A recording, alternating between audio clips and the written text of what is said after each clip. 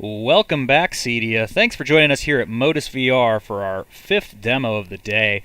So we're going to show a bit of a different type of space. This is one that actually is pretty familiar to our team. We used it in a demo last year, and this is an improved version of it showing some of the new tools. So for those of you who are just joining us for the first time, we're Modus VR showing off a start-to-finish workflow of designing a room for your client in VR. So our software allows you to create immersive and exciting sales environments for you to sell audio video systems to customers, including basically starting off from a fresh room, and we're going to show you the workflow process. Roughly, these rooms are going through it by pretty quick. We'll time this one and see how fast the guys can get it put together. But typically we've been running anywhere between about 5 and 8 minutes per build. So what we'll do is we'll start off here in our launcher software. So I'm going to bring up the launcher for you guys to see. So this is where all things Modus start. And so most of our workflow happens in virtual reality, but there is a portion that we do outside of VR. And that's actually here where we create the space, and then we go into VR to populate the room with all the fun objects and all the technology that we're selling. And then after that, we come back to the launcher, which we'll show you later on in the demo for our deliverables. So to create a space, the first thing we need to do is go to the right room here. So create a space. And this is going to be called Bob's Basement. Bob's Basement Theater. And so Bob's Basement, we have some floor plans from Bob's home builder. They basically gave us these floor plans of this basement space. Let's see, we're on room.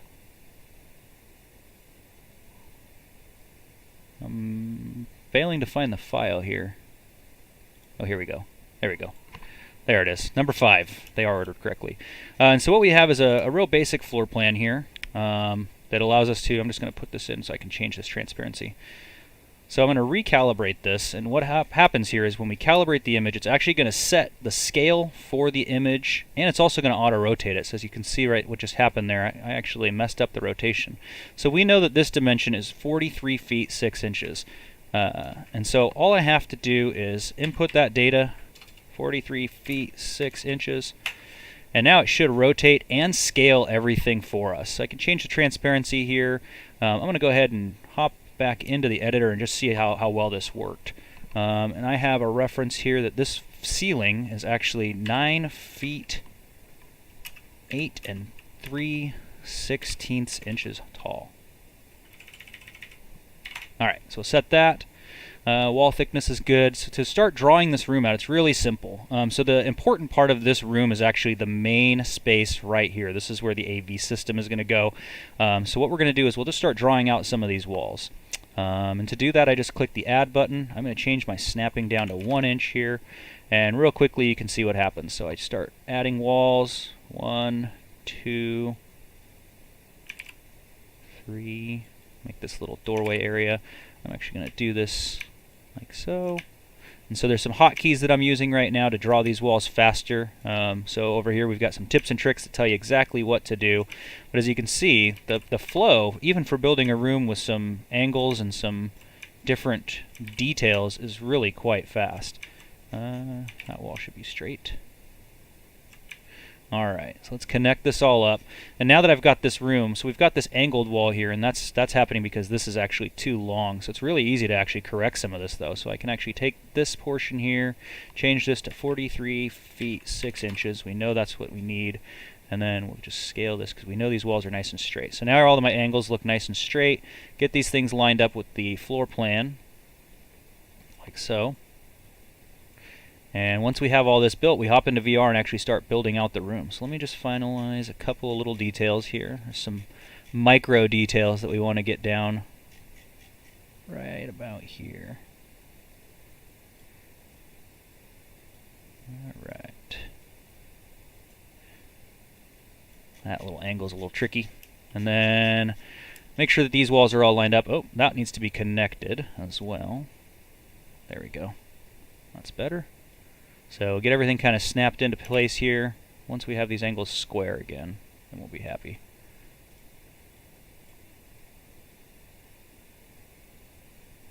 Alright, so get that there. That guy, there we go, we're square again. And so like I mentioned, these other rooms off the back of the floor plan weren't super important to this. You certainly could add them in, but they're not going to add any value for you in VR. because you will be limited to the box that we're drawing here. Alright, so boop. Looks pretty good. 43.6, so we want to add about an inch on either end here. 43.6, great. Alright, that's looking pretty good. So once we save this, we then send it off to our friends who are in VR waiting for us. So I'm going to switch over to Scott and Ken here, see if we can see them. Guys, can you hear me? Yep. Awesome. Okay, and there they are. So Scott and Ken are actually going to build this room out in VR, and then we'll come back to the launcher for the deliverables at the end. So guys, no pressure here, but we are going to time this one. This is a little more of a complicated space. So you guys let me know when you're ready for me to start it. Oh gosh, you guys started. Go ahead and start. Okay. We're ready. All right. Yeah, we're super ready. So I'm Ken in green. And I'm Scott here in blue. Alright, so the guys are going to do a couple different things. They've actually predetermined who's going to handle what in this space. So Ken's going to be doing some of the ceiling details, while Scott does windows and doors, and then I think Ken's going to do the technology side of the room as well. So this room is actually divided up into two separate areas. So the area that Scott is working on right now is actually like a rec room kind of an area. There's, I believe, a ping pong table. And then where Ken's at is actually where the media room system is. So I'm going to come over and just kind of follow Ken and see what he's working on here in the ceiling space. It's the tool is extremely intuitive. You can see that the ceiling, this coffered ceiling with soffits on either side, Ken just built that in 45 seconds. And now he's starting to add some technology as well. So he's got a nice big screen on the wall. And you know, we experiment with different concepts here. One of the cool things about Modus is that, you know, perhaps this is a room where we haven't really explored how the room flow is going to go, and we want to try maybe a few different options. So Ken's going to build this out with a traditional tiered seating approach. Yeah, and some of the things we wanted to figure out early on with the client, like you mentioned, was flow of the room, especially when you have a kind of an open concept area like this.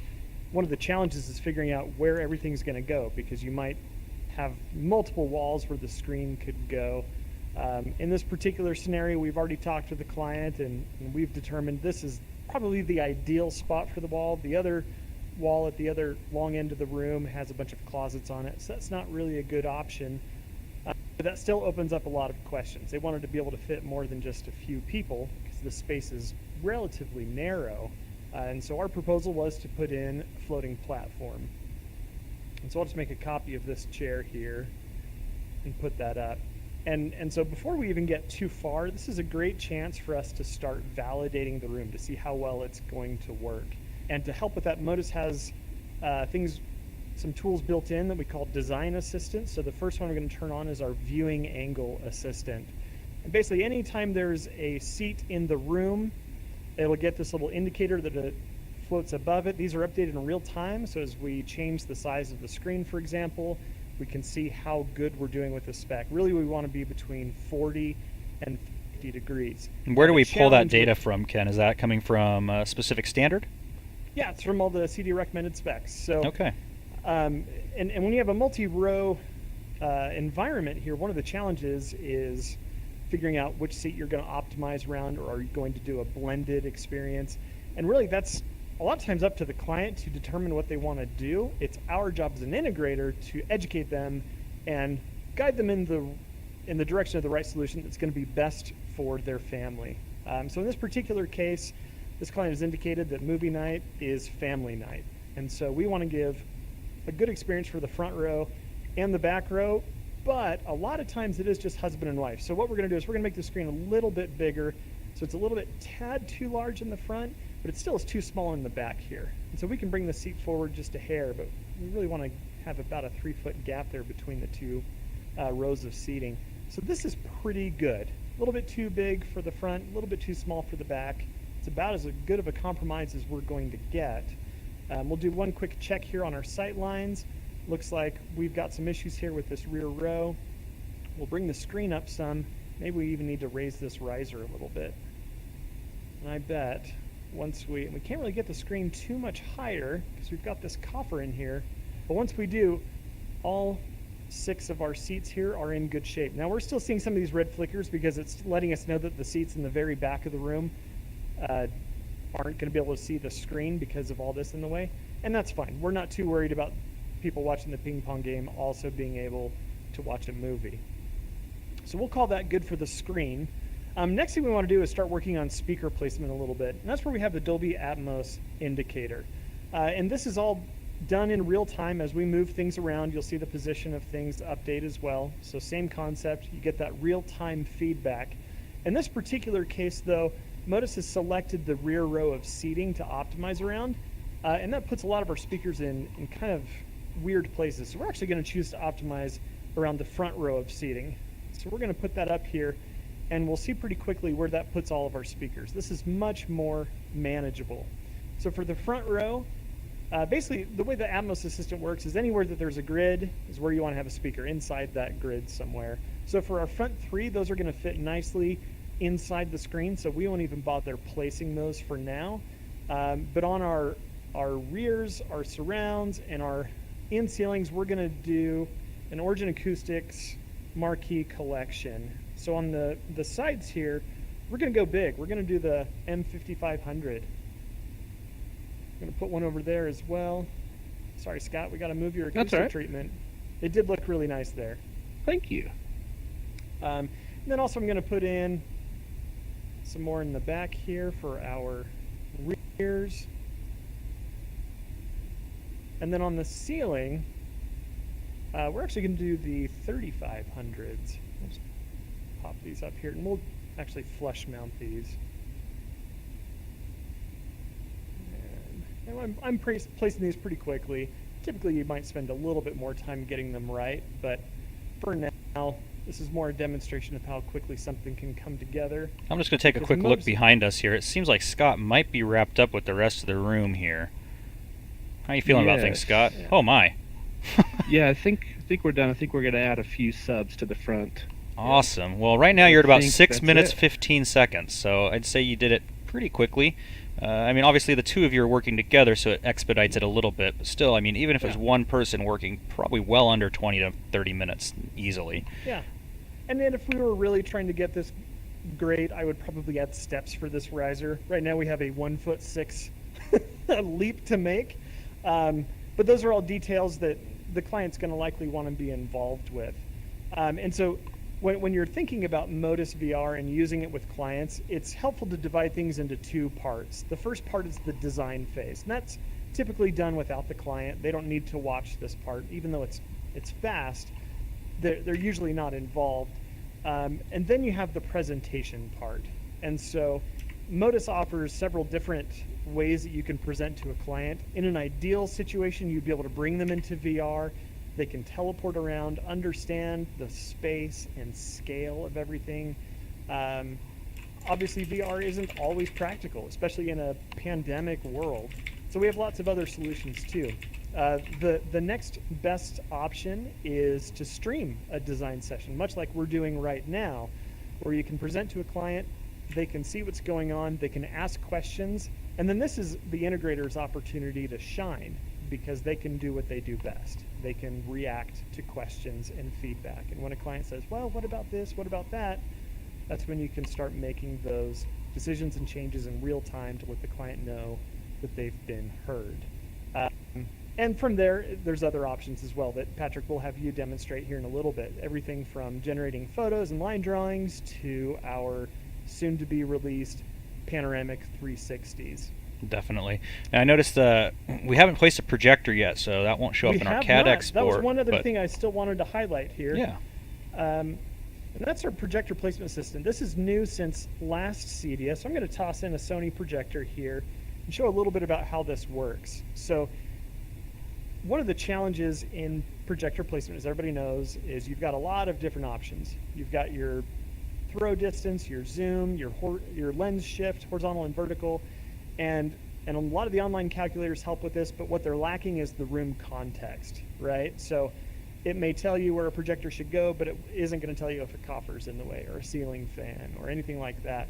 And so that's where Modus really starts to shine, is this projection assistant behaves just like the projector would in real world. And so as I move this projector around, I can also go in and I can change its zoom. And I can change its horizontal and vertical lens shift. What this does is it lets me fine-tune the placement in context, and I can do it fast. And so in this particular room, we really don't want the projector just above the viewers if we can avoid it. And so now we can place it with confidence and say, all right, well, here's where we'd love to have the projector. I'd love to have it back here above this pony wall. Will this projector let me do it? And so I can move the picture around with zoom and shift, and it looks like, yeah, we are in great shape there. And that only took a few seconds. I didn't have to enter anything into anything into a calculator. It was just happening as if I was there in the real world, and we knocked it out of the park. We got it just right. And then, of course, I can present that to the client as well, right? If they have questions about why does the projector need to go there, I can simply show them instead of trying to explain some of these more technical concepts. Very nice. Yeah, and I like that the projector data, I don't know if you mentioned this, Ken, but this isn't just for one projector, it's for all the projectors that we have in Modus. So this particular unit is Sony. Yep. We've got a number of different projectors from popular manufacturers, including JVC, Sony, Epson, Barco. So we're definitely, and we're constantly expanding that library too, which is great. Yeah, that's exactly right. Awesome. Well, I think Scott is just getting ready to send over the file. He had to pop back in here and grab the projector. So we should be ready for deliverables in just a moment. But anything else you wanted to show us in this particular room? You know, well, it's fun. As we were messing around with this room, we had a fun idea that I thought I'd like to show off. And this just shows how rapidly you can make things happen. So let's say the client saw this and they said, yeah, that's really cool, but we don't want the theater area to be so disconnected. We could try completely reinventing this room in just a matter of seconds and come up with an entirely different configuration. Maybe the walls over here, add just a little bit of sectioning off. And this is funny. This is something we just kind of stumbled on as we were playing around. But it ended up being really nice. It's not going to be as high performance, right? Because speakers on the right side are going to be either in the ceiling or way over there. But if you've got a client that has a pet idea that they love or they've got concerns, big part of the value of Modus is just being able to let those ideas play out, good or bad, so that they can say, oh, wow, okay, yeah, I understand. Maybe I don't want that, or maybe I really do want that. I'm glad we tried it. And it took not even a minute just to toss that together. And it's now a great talking point where you can work through. And there's just no other way to give your clients that level of insight into the project, big or small. Yeah, showing things like scale and like the size of a screen. I mean, I always say this, that a lot of our customers have really, the biggest screen they've seen is maybe like a 85-inch at Costco, right? And that's not really, there's not a lot of content there because it's surrounded by a bunch of other TVs. So it looks big, but is it the biggest TV that they've ever had the opportunity to actually see, the actual size? So being able to stand right next to this in VR and see the scale of something like that is a really powerful tool. And there's, like you said, there's really no other way to be able to show that. So once you're done designing the room and doing the presentation, what happens next, Ken? So once you've done a design, and you can also do multiple designs. We often talk about this like a Word document where you can save it and then make some changes, save a copy, because a lot of times you're presenting different proposals to the client based on budget or different ideas you might have. So you save those out, and then it's time to present. You can invite your client to VR, a live stream like over Zoom, or you can start creating those deliverables that I mentioned earlier, those renders, those panoramic 360s, and those line drawings. Excellent. Well, you want to take a look at that next? Let's do it. Great. So to do that, guys, we're going to jump out of the VR side of software here, and we're going to switch back to our launcher. And let me just close this. So our launcher software, so Scott has sent me the room that we saved there. So now we've got this guy, and we're in number 5. So this should look familiar here. So this is the room that we just created. As you can see here, we've got a few different options on the right side. So you can open it back up in VR. That's not what we're interested in doing now. We're past the point of designing the room and building it in VR. Modus Photo we'll get to in a moment, and then Edit Floor Plan, that just lets us pull up the floor plan that we created if we wanted to make any changes. But creating line drawings is the next step of the process here. And what we want to do is we go in here, and this is going to automatically generate a floor and reflected ceiling plan, which is really fantastic because we have all of this content is already created for us automatically after we've saved the room in virtual reality. So we come out, and now we can actually take and add some more views to this as well. So let's do some things like a front wall elevation, And we'll just drag this little camera over here, and basically I've got a hotkey. I actually closed these tips and tricks, but you can see here if I hold control, it'll align with the nearest wall. So let's try that out. So if I hold control, it snaps right out and gets us that nice wide angle that'll capture everything on that wall. Now I can actually decide if I want to capture those subwoofers or not by just panning it back and forth. So right here you'll see in the preview I have the subwoofers included. I'm actually going to scroll in and I want to clip out the subs. I don't want them to be part of that view. I just want the screen and the soffits. So that's perfect there. Another hotkey, if I hold Alt, it'll actually replicate that camera, and then I can come in and I can actually do some different elevations. So I'm going to we're going to encapsulate this room a little bit. So I want to go here, and then I'm going to actually narrow this out to just capture the theater portion of the room. So you see here we've got our speakers. Maybe we'll go all the way to the window just to capture a little bit more. There we go. So there's the edge of the window. Oops. Can undo that because I messed up. And we'll do something similar here. So we want to capture that portion of the wall. Oops. Alright, there we go. All the way to the window, and then this one we want to drag maybe in a similar fashion all the way to that cabinet that we had right there on the back of the wall. So all of our previews are here. You can name these if you'd like. I'd recommend it because when you export these to the actual package, the names of the views are actually there. So this is left wall elevation, and this including chairs.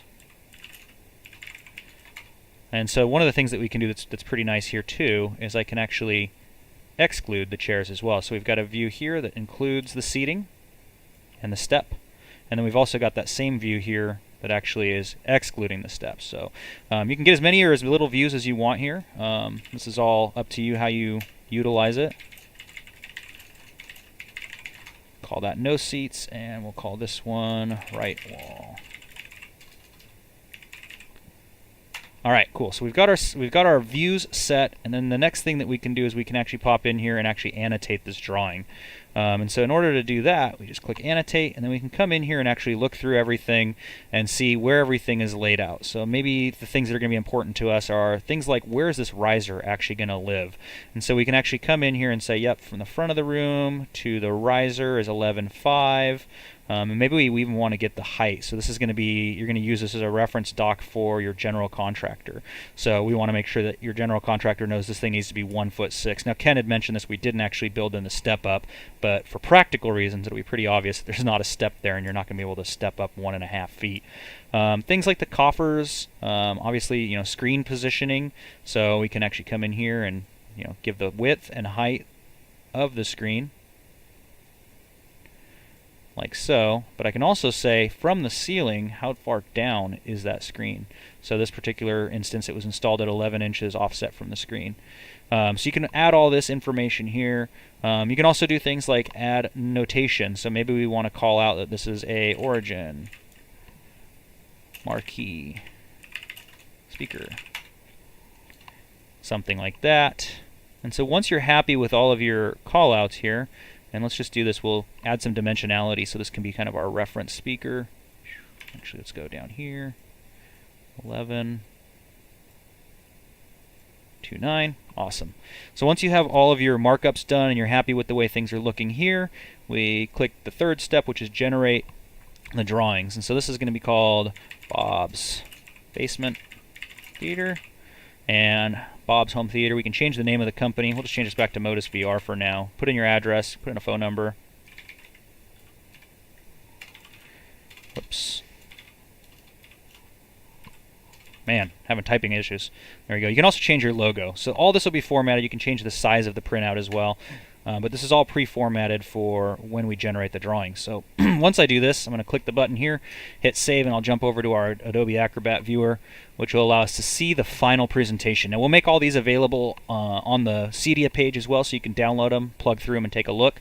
But basically you'll see all these dimensions that we've called out are all right here, ready to go. So you can just come through, look through all your pages. Nice, professionally formatted document with everything all the way down to scaling. So if you change the zoom, all the scaling will change. These are completely drawn in a professional manner that really is nice for you to hand off to just about anybody, whether it's another trade, if you want to send it off to the general contractor for reference docs, or you're just going to hand it off to the customer as deliverables.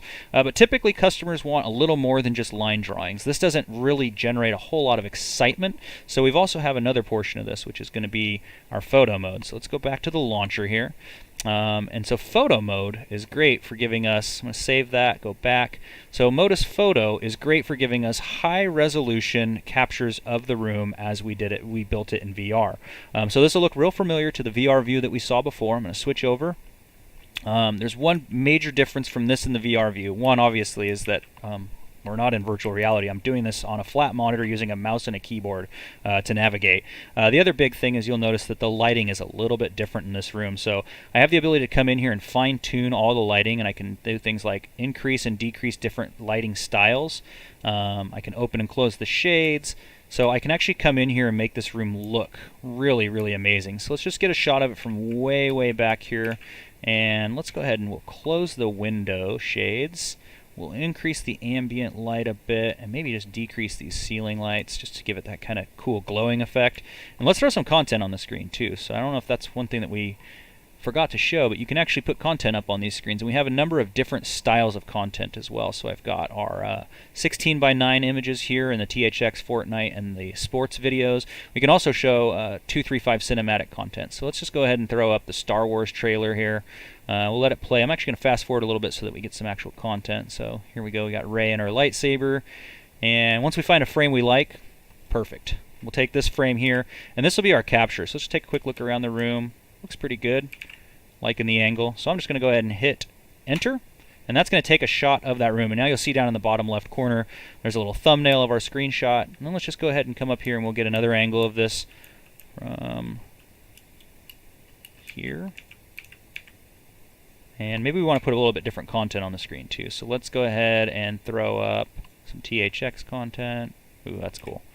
Alright, maybe we want to show it with the windows open. So you can change all these parameters on the fly, and the nice thing about this is that typically when you're generating renders like this is either happening by someone who has experience in like a software like SketchUp or Revit, and they're using some kind of a rendering plugin. The time it takes just to generate a render that looks like this does is pretty significant, not to mention the fact that if you wanted to change something, like maybe I want the lights to look a little bit different, I want to get a copy of this with the lights a little more dim and the shades down.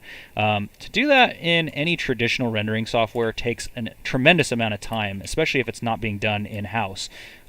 Whereas here in Modus, you're able to change these things on the fly, snap a shot of this, and be ready to rock and roll in a matter of minutes. I mean, we're about 27 minutes into the demo. We're just about wrapped up. So the last thing I want to show you here is our 360 mode, and this is new for this year at CEDIA. This is actually a prototype that you're going to see, but it's working pretty well. We've had good success with it. So in the top right, you'll see a Control plus Enter will make a 360. I'm actually going to increase the brightness of the room just a bit. Maybe bring these lights down a little bit.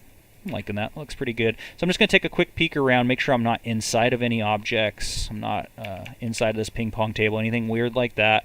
Got a good view of the projector. Great. All right, so what I'm going to do is I'm going to go ahead and hit Control and Enter. Sound effects not included. And now we've got a 360 capture of this room that I can send off to a client. So that actually generates a URL back in the launcher. I can take that URL and ship it off to my customer using my preferred method of communication. So maybe they're an iPhone customer and you send it to them via text message on iMessage. All you have to do is just go in here, click this shareable URL. I'll actually put it here in chat too so people can check it out if you want to check it out in real time. But like I said, we'll make all these deliverables available. Whoops, sorry, it's the wrong URL. Disregard that last one, folks. Here, I'll delete my own message. I'm going to ban myself too. Ken promised if I do it again, I'll be banned. There you go. There's the proper URL. So that is the room that we just created in under 30 minutes and a 360 image. The beauty of the 360 image is it can be consumed on any type of content, any kind of media. So you can do it on a phone, a tablet, traditional email. You can embed it in as a link.